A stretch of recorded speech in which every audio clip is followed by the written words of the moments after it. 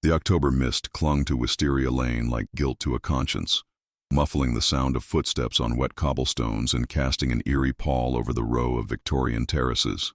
The gas lamps flickered uncertainly in the dampness, their wavering light barely penetrating the gloom that had settled over the neighborhood like a burial shroud. It was in this unsettling atmosphere that Holmes first noticed Mrs. Pemberton's peculiar behavior. From his position at the sitting-room window, the great detective observed his elderly neighbor as she peered anxiously through her lace curtains, her weathered hands trembling against the glass. Her movements were erratic, darting back from the window whenever a passerby appeared, only to return moments later with the compulsive behavior of someone harboring a terrible secret. The local whispers spoke of strange sounds emanating from the Pemberton house at ungodly hours, tales that the rational mind would dismiss as neighborhood gossip, yet Holmes detected a pattern in the old woman's nervous glances toward the garden shed that demanded investigation. What had Mrs. Pemberton witnessed that filled her with such paralyzing dread? Today, we delve into one of Holmes's most psychologically intricate cases, where human behavior becomes the key to unlocking a sinister plot. Stay with me until the end, because the final revelation will change everything you thought you knew about trust and deception in Victorian London. The cast of this peculiar drama began to assemble as Holmes initiated his discreet inquiries. Mrs. Pemberton herself, a widow of 73 with arthritis-gnarled fingers that constantly worried at her cameo brooch, emerged as the reluctant witness whose terror ran deeper than mere neighborhood anxiety. Young Timothy Fletcher, the grocer's apprentice, had been making deliveries to the lane for the past month, his keen eyes noting details that others might miss in their daily routines. Dr. Whitmore, the local physician, carried himself with the suspicious authority of a man protecting professional secrets, while Constable Harrison represented the law's well-meaning but limited perspective on matters that defied conventional explanation. The geographic stage stretched along Wisteria Lane's curved path, where Victorian houses stood shoulder to shoulder like old conspirators sharing secrets. The Pemberton residence sat strategically positioned to observe both the main thoroughfare and the narrow alley that provided rear access to the properties. Her garden shed, weathered and tilting slightly to the left, commanded a clear view of the neighbors coming and going while remaining partially concealed by an overgrown hedge of blackthorn.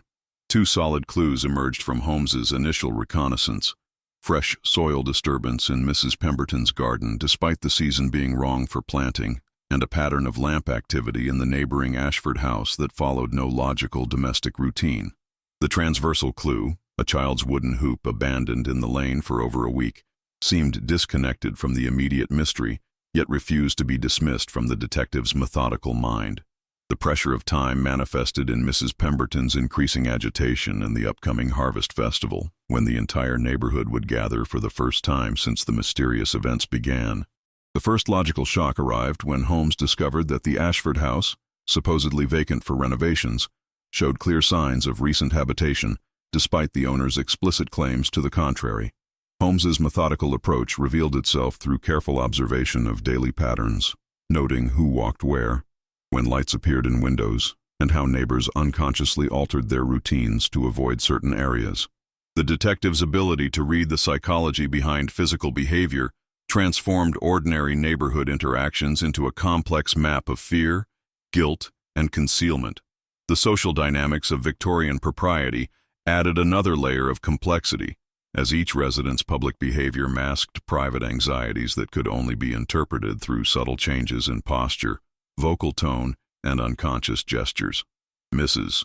Pemberton's compulsive brooch touching, Timothy's altered whistling patterns during deliveries, and Dr. Whitmore's excessive formality all spoke of secrets that demanded protection at any cost. The testimonies began to fracture under Holmes's careful examination, revealing the fault lines of fear and concealment that ran beneath the surface of respectability. Mrs. Pemberton's account of strange lights and sounds, at precisely 11:30 each night, contradicted Timothy's delivery records, which showed no unusual activity during his afternoon rounds. Dr. Whitmore's dismissive attitude toward the elderly woman's nervous condition seemed rehearsed, his fingers unconsciously straightening his medical bag whenever Holmes pressed for details about his recent house calls to the lane. The subtexts in their conversation spoke volumes. Mrs. Pemberton's refusal to look toward the Ashford house while speaking, Timothy's habit of avoiding the rear alley despite its convenience for deliveries, and Dr. Whitmore's excessive concern for patient confidentiality in a case involving no apparent medical issues. Holmes noted how each witness unconsciously touched specific objects when lying. Mrs. Pemberton worried her brooch, Timothy fidgeted with his delivery cap, and the doctor's hand never strayed far from his medical bag. The technical clue emerged from careful examination of the disturbed soil, which contained traces of lime typically used for rapid decomposition, while the emotional evidence surfaced in the form of a child's drawing found crumpled in Mrs. Pemberton's dustbin, a crayon sketch depicting the shadow man in the garden. These clues pointed in opposite directions. The lime suggested concealment of organic material, while the drawing implied the presence of someone who shouldn't exist. Holmes's method revealed itself through systematic testing of sight lines from various positions along the lane, measuring the precise angles from which activities could be observed without detection. The detective's scientific approach to human psychology allowed him to distinguish between genuine fear and manufactured concern, noting how authentic terror produced specific physiological responses that could not be consciously controlled or convincingly faked. The false clearing arrived when all evidence seemed to point toward Dr. Whitmore as the architect of some ghastly medical experiment, yet one crucial detail refused to align: the doctor's genuine surprise when shown the lime-contaminated soil samples. His shock was too immediate, too unguarded to be performance, forcing Holmes to reconsider the entire framework of his investigation. The complexity of Victorian social structures provided both obstacles and opportunities for the investigation, as rigid class distinctions created predictable patterns of behavior while simultaneously offering perfect cover for activities that violated social expectations. Holmes recognized that the true perpetrator was someone who understood these social mechanics well enough to manipulate them from within. The case turned on its axis when Holmes discovered Dr. Whitmore's unshakable alibi. Hospital records proving his presence during emergency surgery on 3 of the nights when Mrs. Pemberton reported the mysterious activities. This revelation dismantled the obvious suspect, while simultaneously revealing the presence of an invisible antagonist who had been carefully manipulating the scene to implicate the physician. Someone had been systematically planting evidence to frame Dr. Whitmore, using knowledge of his regular house calls and medical practices to create a convincing false narrative. The lime in the garden aligned perfectly with the transversal clue of the abandoned wooden hoop. Both had been placed with deliberate precision to suggest medical disposal of human remains, while pointing suspicion toward the neighborhood's only medical practitioner. This reversal breathed new life into Mrs.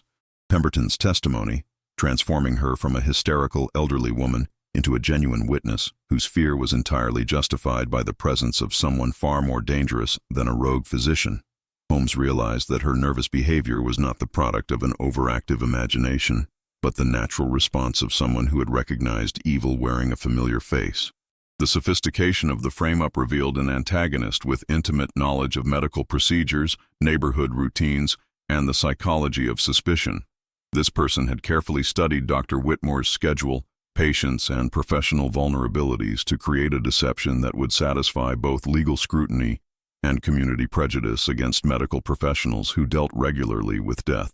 Holmes's recognition of the frame required a complete recalibration of his investigative approach, shifting from reactive analysis to proactive observation. The detective now understood that he was dealing with someone who anticipated investigation and had prepared multiple layers of misdirection to protect their true activities. The timing of the false evidence placement coincided with periods when Dr. Whitmore would have the weakest alibis. Late evening calls, emergency situations, and private consultations, where only patient confidentiality would protect him from detailed scrutiny. This suggested not random opportunity but calculated exploitation of the physician's professional dedication. The psychological profile of the true antagonist began to emerge. Someone with medical knowledge sufficient to simulate professional disposal techniques, social position enabling access to private information, and psychological sophistication allowing them to manipulate multiple people simultaneously while remaining above suspicion themselves. The revelation of Dr. Whitmore's innocence triggered a cascade of responses that revealed the true character of each player. Mrs. Pemberton's relief was palpable but temporary, replaced quickly by intensified terror as she realized the real perpetrator remained at large and unidentified. Timothy Fletcher's defensive aggression suggested deeper involvement than mere delivery duties, while Constable Harrison's bureaucratic frustration at losing his prime suspect led to increased pressure for a quick resolution. Holmes adjusted his investigative approach, shifting from confrontational interviews to patient observation of daily routines. He established discrete surveillance points along the lane, focusing particularly on the pattern of movements between the hours of 10 and midnight. The new plan involved requesting seemingly innocent information, asking Mrs. Pemberton to keep a detailed log of neighborhood activities while encouraging Timothy to expand his delivery routes to include evening hours. The psychological profile of the true suspect began to emerge. Someone with intimate knowledge of the neighborhood's rhythms, access to medical supplies, and the cunning to orchestrate an elaborate frame while remaining invisible to the community's collective suspicion. This person possessed both the technical knowledge to simulate professional disposal methods and the social skills to manipulate multiple witnesses without arousing their conscious awareness of being deceived. Dr. Whitmore's exoneration paradoxically increased his cooperation with the investigation, as his professional reputation depended on identifying the person who had tried to destroy his practice through false association with criminal activity. His medical expertise became a valuable resource for interpreting the physical evidence, particularly the lime traces and their implications for concealing organic decomposition. The community dynamics shifted as residents began to question their assumptions about familiar neighbors, creating an atmosphere of heightened suspicion that could either aid the investigation by encouraging closer observation or hinder it by generating false accusations based on fear rather than evidence. Holmes recognized that the antagonist's greatest strength, intimate knowledge of neighborhood psychology, had become a vulnerability, as any significant change in investigative approach would force them to adapt their behavior in ways that might reveal their identity. The detective began deliberately introducing small disruptions to established routines, watching carefully for disproportionate responses that would indicate guilty knowledge. If you're finding this psychological chess match as fascinating as I am, please hit that subscribe button and let me know in the comments what you think is really happening on Wisteria Lane. The investigation deepened when Holmes uncovered the subplot of the Ashford inheritance, a substantial estate tied up in probate proceedings that would be resolved based on proof of the owner's death or continued residence. This financial motive intertwined with the mysterious activities, suggesting that the supposed vacancy of the house was part of a larger deception designed to manipulate the inheritance settlement. Institutional obstacles emerged when the local magistrate, citing lack of concrete evidence, threatened to close the case and relocate Constable Harrison to other duties. The pressure from town officials to resolve the matter quietly before the Harvest Festival created additional urgency while limiting resources for proper investigation. The social expectation that such mysteries should be resolved quickly and quietly conflicted with the methodical approach required for uncovering sophisticated deception. Holmes deliberately planted the red herring of focusing attention on the abandoned Millbridge Sanitarium, whose recent closure had left several former attendants unemployed and desperate. This false lead would prove valuable in drawing out the true perpetrator's defensive responses, while providing cover for more sensitive investigative work. The inheritance subplot revealed complex family dynamics involving disputed wills, missing heirs, and property values that had increased dramatically due to planned railway development through the area. The Ashford estate represented not merely individual wealth, but potential transformation of the entire neighborhood's economic character. Legal complications arose from the intersection of property law, medical ethics, and criminal investigation, creating jurisdictional conflicts that the antagonist was clearly exploiting to delay official scrutiny of their activities. The probate proceedings provided legitimate cover for unusual activities around the supposedly vacant property, while generating paperwork that could obscure the timeline of actual events. The introduction of external pressure from property developers interested in the Ashford land added another layer of motivation and urgency to the case. These commercial interests created additional suspects while providing the true antagonist with convenient alternatives to deflect investigation away from more personal motives. Holmes's methodical documentation of property records, inheritance documents, and medical supply inventories began to reveal patterns that connected seemingly unrelated elements of the case. The The detective's ability to synthesize legal, medical, and psychological evidence into a coherent narrative would prove crucial as the complexity of the deception became fully apparent. The sanitarium red herring served its purpose by generating defensive reactions from various parties, allowing Holmes to distinguish between genuine surprise at new information and calculated responses designed to maintain carefully constructed deceptions. The false lead revealed who possessed knowledge they shouldn't have while protecting the investigation's true direction from premature exposure. The emotional core of the case revealed itself during a private conversation with Mrs. Pemberton, who confessed her terrible dilemma. She had recognized the shadow man as someone she had once trusted completely, someone whose exposure would destroy not just him, but an entire family's reputation and future. Her protective instincts warred with her moral obligation to prevent further harm, creating a paralysis that had manifested in her nervous behavior. Holmes faced his own ethical choice between respecting Mrs. Pemberton's desire to protect the innocent family members and his duty to uncover the truth before more serious crimes were committed. The cost of compassion had to be weighed against the potential consequences of allowing a dangerous individual to continue operating freely in the community. The ghost of the past emerged through Mrs. Pemberton's reluctant revelation that the suspect had once been her late husband's business partner, a man she had considered family until his gradual descent into obsession and criminality had forced their separation years earlier. This personal history explained both her ability to recognize him despite his efforts at concealment and her reluctance to expose him to official justice. The complexity of Victorian family obligations created additional moral pressure, as social conventions demanded loyalty to former business associates and protection of family reputations, even when individual members had violated trust and law. Mrs. Pemberton's internal conflict reflected broader social tensions between personal loyalty and civic duty that characterized the era's approach to private versus public morality. Holmes's investigation method required balancing respect for Mrs. Pemberton's emotional investment in protecting innocent parties against the necessity of preventing further criminal activity. The detective's ability to separate personal sympathy from professional obligation would determine both the success of the investigation and the ultimate cost to the community's social fabric. The revelation of past business connections provided new context for understanding the antagonist's knowledge of neighborhood routines, property values, and individual vulnerabilities. This personal history explained the sophistication of the deception while revealing emotional motivations that went beyond simple financial gain to include revenge against those who had rejected him. Timothy Fletcher's role became more complex as Holmes discovered the boy's family connection to the original business partnership, suggesting that his delivery duties might have been chosen specifically to provide intelligence about neighborhood activities. This possibility transformed Timothy from innocent witness to potential unwilling accomplice, adding another layer of ethical complexity to the investigation.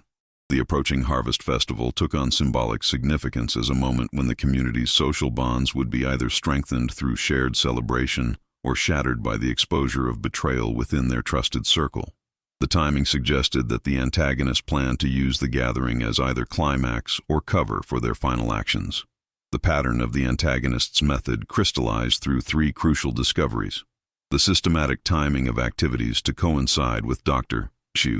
Whitmore's known house calls, the use of medical supplies stolen from the physician's bag during legitimate visits, and the presence of a hidden accomplice who provided alibis and misdirection during the most dangerous phases of the operation. The shock event arrived with the disappearance of Timothy Fletcher's delivery ledger, the one document that could establish definitive timelines and expose the gaps in various testimonies. The theft occurred during broad daylight, suggesting both desperation and intimate knowledge of the boy's routines and the significance of his records. The approaching Harvest Festival created the perfect storm of pressure, as the entire community would gather in the church hall directly adjacent to the Ashford property, providing both maximum exposure for any criminal activity and the ideal cover for a final, decisive act that would resolve the inheritance question permanently. Holmes's analysis revealed that the antagonist had been using the medical supplies not for disposal of evidence, but for maintaining someone in a chemically induced state of unconsciousness, explaining both the regular timing of activities and the need for professional-grade substances that could only be obtained through theft from Dr. Whitmore's bag. The discovery of a sophisticated ventilation system connecting the Ashford cellar to the main house revealed long-term planning that predated the supposed abandonment of the property. This infrastructure suggested that the entire inheritance scheme had been in development for months, with the criminal activities serving as both preparation and test of the deception's effectiveness. Surveillance of the property during evening hours revealed subtle signs of habitation: controlled heating that maintained specific temperatures, careful management of light sources to avoid detection, and waste disposal patterns that indicated ongoing human presence despite official vacancy. The psychological pressure on Mrs. Pemberton intensified as she realized her continued silence was enabling escalation toward what could only end in permanent solutions to the problem of witnesses. Her increasing agitation reflected awareness that protective silence had become complicity in potential murder. The technical complexity of the operation suggested professional criminal experience, leading Holmes to investigate connections between the business partnership's dissolution and reports of financial crimes in other jurisdictions. This broader context revealed a pattern of sophisticated fraud that had been developing over several years. The approaching deadline created by the festival timing forced acceleration of investigative activities, as Holmes recognized that waiting for more evidence might result in irreversible harm to additional victims. The balance between thorough investigation and timely intervention required split-second decisions about acceptable levels of risk and uncertainty. The financial infrastructure of the crime became clear as Holmes traced the connection between the inheritance dispute, Dr. Whitmore's mounting medical practice debts, and a fraudulent investment scheme that had promised returns based on property development along Wisteria Lane. The antagonist had been manipulating multiple parties, using their individual vulnerabilities to create a web of complicity and misdirection. The red herring of the Millbridge Sanitarium dissolved when Holmes proved that none of its former staff had any connection to the neighborhood, transforming this false lead into a valuable lesson about the danger of pursuing obvious suspects without examining their actual capacity for the crimes in question. Surveillance preparation involved establishing discrete signals. Mrs. Pemberton would adjust her parlor lamp to indicate unusual activity. Timothy would vary his whistle patterns to communicate the presence of strangers, and Holmes would position himself to observe all approaches to the Ashford property while maintaining communication with Constable Harrison stationed at the lane's entrance. The investigation revealed that the antagonist had been systematically gathering intelligence on each resident's financial situation, family relationships, and personal vulnerabilities, creating detailed profiles that enabled precise manipulation of their fears and loyalties. This psychological database explained the sophistication of the frame-up against Dr. Whitmore and the selection of Mrs. Pemberton as the primary witness whose testimony would need eventual silencing. The property development angle introduced commercial interests that extended far beyond individual inheritance, as the planned railway would transform Wisteria Lane from quiet residential area to valuable commercial frontage. The antagonist's scheme positioned him to profit not only from the inherited property, but from advanced knowledge of development plans that could generate substantial returns through strategic land acquisition. Dr. Whitmore's financial difficulties had been artificially created through manipulation of his patient base, as the antagonist systematically discouraged certain clients while directing others toward a competing practice. This economic warfare served both to weaken the physician's position and to create circumstances that would make him appear desperate enough to engage in criminal disposal of medical waste. The network of connections extended to municipal officials whose development approvals could be influenced through strategic information about property ownership and financial distress. The inheritance fraud was merely one component of a larger scheme to manipulate the entire neighborhood's economic transformation for personal gain.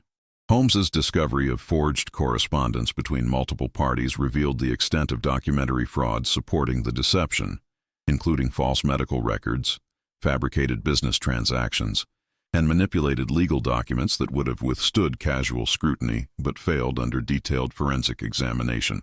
The timing of various scheme components had been coordinated to create maximum confusion and minimum opportunity for thorough investigation, with each element designed to distract attention from the others while building toward a conclusion that would make further investigation impossible.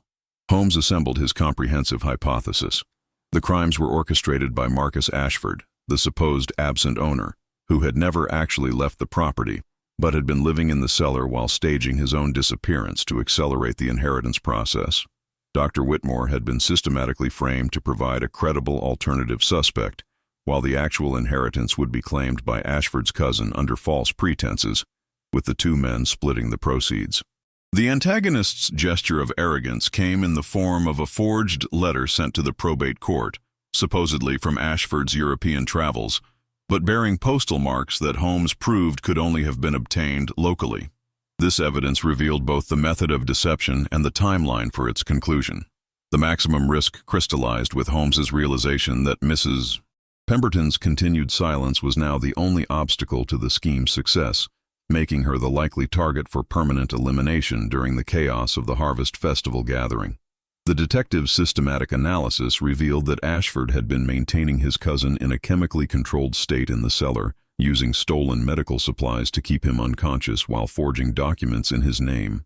The cousin's eventual death would leave Ashford as the sole heir to his own estate, collected through a false identity that legal records would support.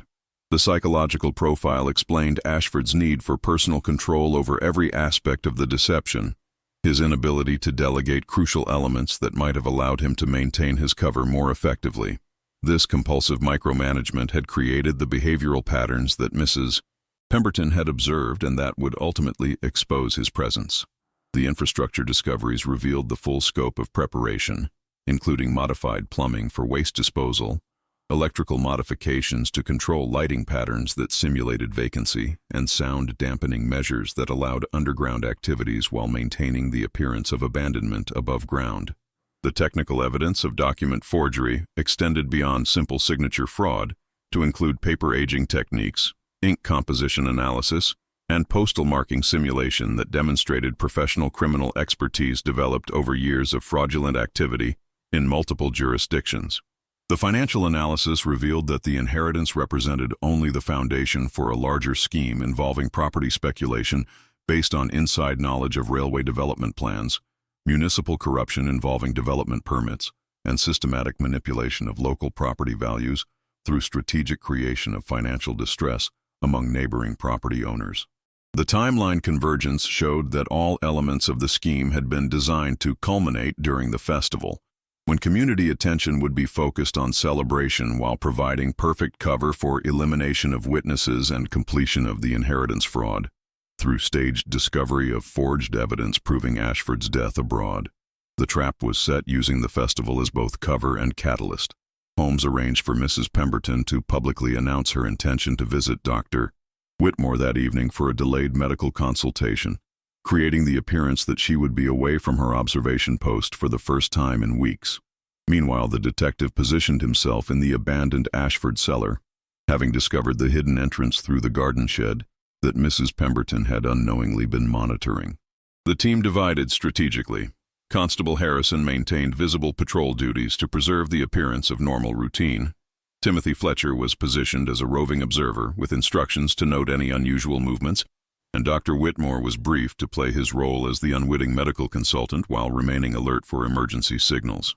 The environmental conditions favored the operation. A heavy fog rolling in from the moors would provide cover for movement while muffling sounds that might alert the neighborhood to the unfolding drama. The antagonist's characteristic method revealed itself as he began preparing the final phase of his deception, the staged discovery of his own remains, in a location that would implicate Dr. Whitmore beyond any possible defense. Holmes's positioning in the cellar revealed the full horror of Ashford's operation. His cousin maintained in chemically induced unconsciousness, surrounded by forged documents and medical equipment stolen from various sources. The systematic nature of the psychological and physical abuse represented criminality that extended far beyond simple inheritance fraud into realm of prolonged torture disguised as medical care. The detective's discovery of detailed plans for Mrs. Pemberton's elimination revealed that Ashford had been studying her daily routines, medical conditions, and family relationships to design a death that would appear natural while removing the one witness capable of exposing his continued presence in the neighborhood. The prepared evidence included planted medical waste that would conclusively link Dr. Whitmore to improper disposal of human remains, forged correspondence establishing the physician's financial desperation, and physical evidence of the cousin's murder that would satisfy both legal requirements and public suspicion. The timing mechanism involved coordinated actions during the festival's peak celebration, when community members would be gathered in the church hall, while Ashford emerged from his concealment to complete the evidence placement and witness elimination that would secure his false identity permanently. Holmes's realization that the antagonist possessed detailed knowledge of police investigation procedures revealed prior criminal experience that had taught him how to manipulate physical evidence, create false alibis, and exploit procedural limitations that would prevent thorough forensic examination of his carefully staged crime scene. The psychological dimension of the trap involved exploiting Ashford's compulsive need for personal control, using his inability to delegate crucial tasks as a vulnerability that would force him into direct confrontation with the investigation at the moment when withdrawal was impossible and evidence was undeniable. The alternation between surface normalcy and hidden danger created almost unbearable suspense as festival preparations continued above ground, while Holmes tracked Ashford's movements through the network of connected cellars beneath the Victorian houses. The near discovery occurred when a loose floorboard betrayed the detective's position, forcing him to remain absolutely motionless while Ashford passed within arm's reach. The imprevious came in the form of an unexpected power failure that plunged the entire lane into darkness, disrupting both the festival lighting and Holmes's carefully planned signal system. This forced an improvisation that required the detective to rely on sound and touch while navigating the treacherous underground passages where one wrong turn could result in capture or worse. The tension reached its peak as Holmes realized that Ashford had anticipated potential surveillance and had prepared a counter-trap designed to eliminate any witnesses while simultaneously providing the final evidence needed to complete his fraudulent inheritance claim. The block closed at the precise moment when Holmes discovered the prepared grave intended for Mrs. Pemberton's body, with the festival's celebratory sounds masking the sound of approaching footsteps in the darkness above. The psychological pressure intensified as Holmes recognized that Ashford's plan included not just elimination of witnesses but framing of the detective himself, using Holmes's presence in the cellar as evidence of his complicity in the crimes that Ashford had been preparing to blame on Dr. Whitmore. The technical challenge of moving silently through unfamiliar underground spaces while avoiding detection required every aspect of Holmes's investigative training, as the smallest sound could alert Ashford to the trap that was being prepared for him. The environmental factors worked both for and against the investigation, as the fog provided cover for approach, while the darkness eliminated visual confirmation of Ashford's exact position and intentions. The detective's reliance on deductive reasoning rather than direct observation became crucial as traditional surveillance methods failed. The community celebration above ground created perfect acoustic cover for underground movements while generating enough structural vibration to mask footsteps and other sounds that might otherwise have revealed the life and death struggle taking place beneath the apparently festive neighborhood gathering. The discovery of the cousin's condition, barely alive after months of chemical restraint, added urgency to the resolution, as medical intervention was required immediately to prevent permanent damage or death from prolonged unconsciousness. The prepared evidence against Dr. Whitmore was so sophisticated that its discovery would have ended the physician's career and probably resulted in criminal conviction, demonstrating the thoroughness of Ashford's planning and the stakes involved in preventing completion of his scheme. Holmes's realization that he was now trapped in the same underground network that Ashford had been using for months created the maximum tension point, as the detective's knowledge of the criminal's methods became liability rather than advantage in the confined space where superior local knowledge provided decisive tactical superiority. The resolution erupted when Holmes's systematic preparation met Ashford's desperate final gambit in the confined space of the cellar. The physical evidence was undeniable: fresh lime, stolen medical instruments arranged to implicate Dr. Whitmore, and forged documents establishing Ashford's false death while positioning his cousin to inherit the estate. Marcus Ashford's fatal flaw revealed itself through action rather than confession. His obsessive need to personally oversee every detail of the deception, refusing to delegate the crucial final steps that would have allowed him to maintain his cover. This micromanagement compulsion brought him into direct contact with Holmes's trap at the precise moment when withdrawal was impossible. The environment participated in the justice as the cellar's network of water pipes, disturbed by the struggle, created a cascade that flooded the hidden chambers and forced both men to the surface. where Constable Harrison and the gathered festival crowd witnessed Ashford's emergence from his supposed grave. The symbolic power of this resurrection, emerging from the underground world of deception into the light of community justice, provided the emotional catharsis that transformed a complex fraud case into a memorable triumph of truth over elaborate falsehood. The cost of the investigation was measured not only in the relationships damaged by suspicion and fear, but in Mrs. Pemberton's loss of innocence about the capacity for evil in those we trust completely, a lesson that would shadow her remaining years. The confrontation revealed the full extent of Ashford's psychological deterioration, as months of underground isolation and obsessive planning had transformed him from merely criminal to genuinely dangerous, capable of murder to protect a scheme that had become more important to him than human life. The rescue of Ashford's cousin required immediate medical intervention from Dr. Whitmore, whose professional skills proved crucial in reversing the effects of prolonged chemical restraint. The irony of the intended victim saving the life of his would-be accuser provided dramatic resolution to the medical subplot. The physical evidence included detailed documentation of the inheritance fraud, correspondence with corrupt officials, and financial records proving the systematic manipulation of property values throughout the neighborhood. The scope of the conspiracy extended far beyond individual criminal activity into organized fraud affecting the entire community's economic stability. The moment of capture occurred when Ashford's escape route was blocked by the flooding cellar, forcing him to surface through the garden shed that Mrs. Pemberton had been unconsciously monitoring. Her terrified recognition of the shadow man provided the final confirmation of Holmes's deduction while demonstrating the accuracy of her instinctive fear. The community's reaction to Ashford's emergence from the supposed grave created immediate understanding of the deception's scope, as neighbors realized that they had been living adjacent to ongoing criminal activity disguised by sophisticated manipulation of their perceptions and assumptions about normal neighborhood behavior. The legal consequences unfolded swiftly. Marcus Ashford faced charges of fraud, attempted murder, and theft, while his cousin's involvement in the inheritance scheme earned him a lesser but still significant sentence. Dr. Whitmore's reputation was fully restored, though the experience left him more cautious about the vulnerability of public service to malicious manipulation. Mrs. Pemberton found peace in the knowledge that her instincts had been correct, and her courage in maintaining silent vigilance had prevented a greater tragedy.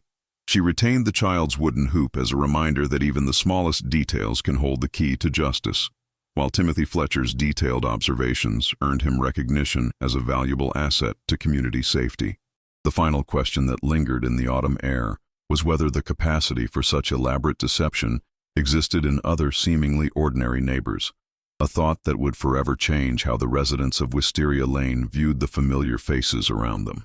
The recovery of stolen property and forged documents revealed the full extent of financial manipulation that had been affecting the neighborhood's economic stability for months. The property development scheme's exposure led to municipal investigations that uncovered corruption extending into local government and commercial interests. The restoration of the Ashford property to legitimate ownership allowed proper resolution of the inheritance dispute while providing compensation for the victims of the fraud scheme. The cousin's medical recovery, though lengthy, was complete enough to allow his testimony in criminal proceedings. The psychological aftermath for community members involved learning to trust their instincts about unusual behavior while avoiding the paranoia that could destroy neighborhood social bonds. Mrs. Pemberton's example of careful observation balanced with community loyalty provided a model for responsible vigilance. Dr. Whitmore's experience of being systematically framed led to increased awareness among professionals about vulnerability to false accusations based on circumstantial evidence. The medical community's support during his ordeal strengthened professional bonds while highlighting the importance of maintaining detailed records and reliable witnesses to professional activities. The festival's continuation, despite the dramatic interruption, demonstrated the community's resilience and determination not to allow criminal activity to destroy their social traditions. The celebration's completion served as symbolic reclamation of public space from the shadow of deception that had haunted their neighborhood for months. Holmes's methodical approach provided valuable lessons about the importance of systematic investigation over intuitive leaps, demonstrating how patient observation of human behavior could reveal sophisticated criminal schemes that might otherwise succeed through exploitation of social assumptions and procedural limitations. The case established precedents for investigating inheritance fraud, involving staged disappearances and identity manipulation, providing law enforcement with practical methods for detecting similar schemes in other jurisdictions. The documentary evidence recovered from Ashford's operation became a valuable resource for training investigators in forensic analysis of forged documents and manipulated postal evidence. Timothy Fletcher's role evolved from innocent witness to valuable community asset, as his natural observational skills and knowledge of neighborhood routines made him an ideal liaison between residents and law enforcement for future security concerns. His delivery routes were expanded to include informal monitoring duties that would help prevent similar criminal enterprises from taking root in the area. The restoration of normal neighborhood dynamics required time and patience, as residents learned to distinguish between healthy caution and destructive suspicion. The shared experience of surviving elaborate deception strengthened community bonds while creating awareness of vulnerability that would protect against future criminal manipulation. This case demonstrates why Holmes remains the master of psychological detection.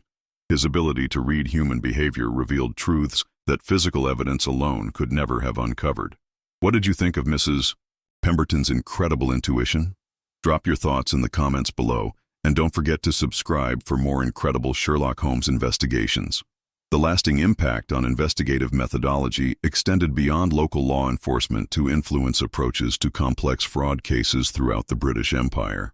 The systematic documentation of psychological manipulation techniques provided valuable insights for detecting and preventing similar crimes in other communities. Dr. Whitmore's experience led to improved protocols for protecting medical professionals from false accusations based on their access to controlled substances and disposal methods.